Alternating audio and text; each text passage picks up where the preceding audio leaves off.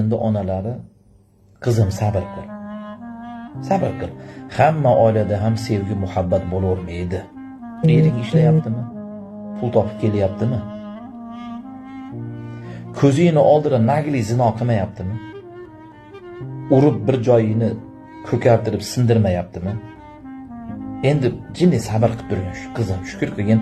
Hamma oilada ham shunaqa e'tibor bo'lavermas ekan. Endi seni ering sal shundoq so'zga ustamas ekan, sal mehrdan kamroq tegib qolgan ekan eringga. Shu Xudo mehrni berayotganda seni eringga ozroq ulush tegib qolgan ekan, ozroq berib qo'ygan ekan. Bemehr bo'lsa ham lekin xiyonat qilmayapti-ku.